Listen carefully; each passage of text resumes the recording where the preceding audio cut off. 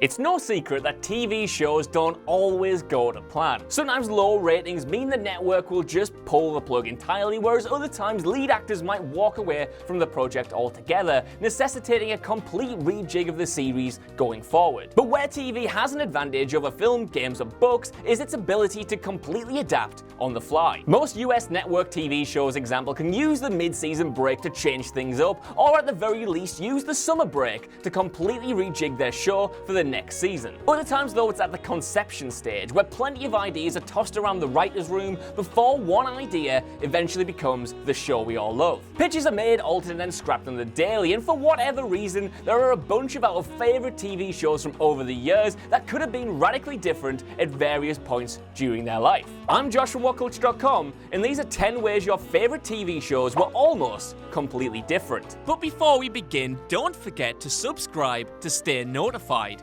Ding, ding, done. Number 10. Supernatural. It was going to be about a reporter investigating urban legends. Supernatural creator Eric Kripke spent about a decade developing the show before it aired in 2005, sticking with the project long after other creators would have simply called quits and walked away. Originally going to be a movie and then an anthology TV show, Kripke eventually decided on the idea of having a reporter travel around the USA and uncovering urban legends. The idea is that he would move from city to city, investigating these stories and fighting demons, all the while trying to get to the bottom of the truth. This was the pitch he initially tried to move forward with, but WB didn't like it and they turned it down. Thinking on the fly, he came up with the idea of the two characters instead being brothers, refocusing the pitch all around themes of family and eventually giving birth to the Supernatural that's been running for almost 13 years now, and seemingly will never end. Number 9. The West Wing. The president was only supposed to be a supporting character. It might be hard to believe, but the president wasn't going to show up in The West Wing at all. At least, that was the initial plan. Instead, he'd merely be glimpsed in the background to keep the focus on the staff who were the central part of the show. Once they realized that probably wouldn't work though, they brought in Martin Sheen to play the president, but only for 4 episodes. Aaron Sorkin and his team were so impressed though, and realized it would be a bit weird if you only saw glimpses of the president here and there, that they brought Sheen in full-time after that pilot. Obviously, Jed Bartlett became a leading figure on that show, resulting in a role that gave Martin Sheen about 3 trophy cases worth of Emmys. Number 8. Jessica Jones. It was first developed for ABC. With sex, graphic violence, and themes of sexual abuse and addiction, Jessica Jones is one of the darkest superhero tales put to screen so far. But it would have been a lot lighter had the original idea gone ahead. Because before Netflix decided to step in and build their own universe, Melissa Rosenberg was actually pitching the show to ABC, the network behind Agents of S.H.I.E.L.D. and Agent Carter. And while that version would have included the same themes and plots, after all they are intrinsically tied to the character, there's no denying that they would have got away with far less on ABC than they did on Netflix. That would have meant a watered down version of the show rather than the grand, uncompromising one we eventually got. Number 7. Frasier. Niles originally didn't exist. Let's face it, it's impossible to imagine Frasier without Niles.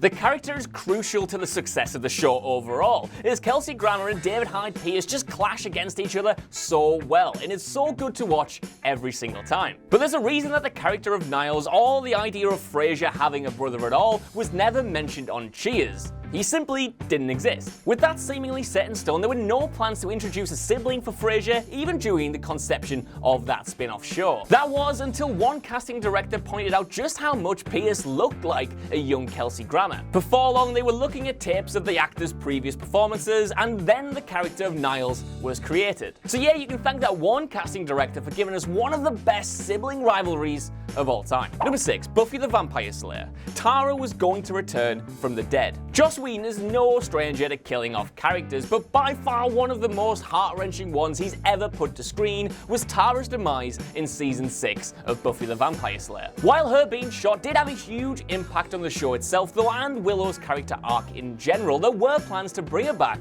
for season 7. The idea of the episode initially was that Buffy was going to get one wish, a wish that she'd say to Willow she used to get a new pair of shoes. Willow would then question if she would really use the one wish on footwear, which Buffy would reply, "Of course not," leaving the room and having Tara enter. It sounds like an absolute tearjerker of a moment and would have fundamentally changed the makeup of that final season, but unfortunately the producers couldn't work out a deal with Amber Benson for her to come back. Damn. Number 5. How I Met Your Mother, Victoria would have been the mother. How I Met Your Mother's creators may have had an ending planned for years, even shooting the final scenes all the way back in season 2, but they did have a contingency plan if everything went tits up. When the series looked as though it was going to end with season 8, before CBS and the creators renegotiated a deal for the 9th and final season, the writers did explain that they were going to reveal Victoria as the mother. This plan does seem like a last-minute change though, as how the writers would work this character into being Cindy's roommate and the yellow umbrella would leave quite a lot to the imagination. Of course, this would have meant no Kristen Milotti, no season 9 long drawn out wedding plot, and of course, no How Your Mother Met Me. No matter your actual views on the finale, then it's probably for the best that this contingency plan never saw the light of day, even though Victoria is the best. Number 4. The Walking Dead, Andrea was going to last. If there's one character that fans of The Walking Dead really didn't like, even more so than Laurie, it was Andrea. Thankfully, she didn't stick around too long and the character was unceremoniously killed off at the end of season 3. Though the character had by far one of the most frustrating arcs in the entire show, it didn't have to happen because there was an original plan from the original showrunner. Actress Laurie Holden revealed that she had an 8-year contract with the show, which would have seen her shack up with Rick and essentially follow the same character arc as she did in the comics. At Walker Stalker Con back in 2016, she said, "I was supposed to save Woodbury on a horse and I was buying a house in Atlanta. I got the call at 10 o'clock the night before while I was shooting from the showrunner who was no longer a part of The Walking Dead, saying that they couldn't write the episode and he was killing my character." Unceremonious indeed. Number 3. Friends. Courtney Cox could have been Rachel. While Friends almost wasn't called Friends at all, it likely would have still achieved the same success if it was called something like Insomnia Cafe or 6 of 1, primarily because the cast is just so good. It's impossible to imagine anyone else in those roles, and the chemistry between the cast made the show such a huge hit for 10 seasons. But while Courtney Cox will always be known as Monica Geller, she actually originally auditioned for the part of Rachel. The producers obviously had an interest in casting the actress, but ultimately thought she would be better fitted for Monica. Funnily enough, Jennifer Lawrence, on the other hand, was originally set to audition to be Monica. However, when the producers thought Cox would be a better fit, they brought her in to try out Rachel, and TV history was made. So if we think about it, had things gone a little bit differently, the episode The One with Two Parts could have pretty much been the entire show. Number 2.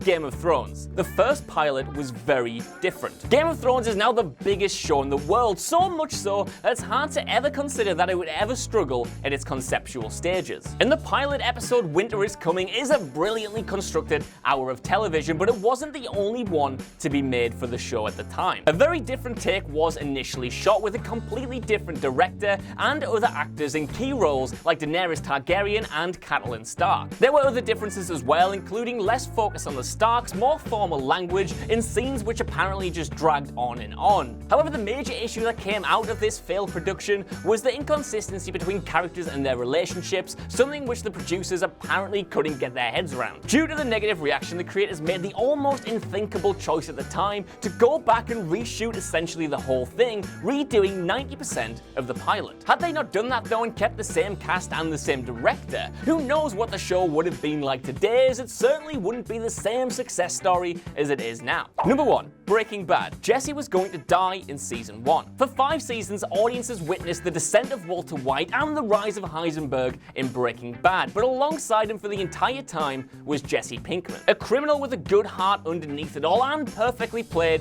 by Aaron Paul. Although the story of Breaking Bad was Walter White's, it was Jesse Pinkman who we were rooting for the whole time. The original plan was for him to die during those early episodes of season 1, even when the writer's strike cut the season short, with him supposed to be killed by Tuco in the final episode. Vince Gilligan, however, realized how much potential Paul had and wrote his way into TV history instead. So that's our list. I want to know what you guys think about these potential changes down in the comments below, and while you're there, please give us a like, share, subscribe, and all that jazz, and even head over to whatculture.com if you want more lists and news like this every single day. As always, I've been Josh, you've been watching What Culture, and I'll see you soon. Bye.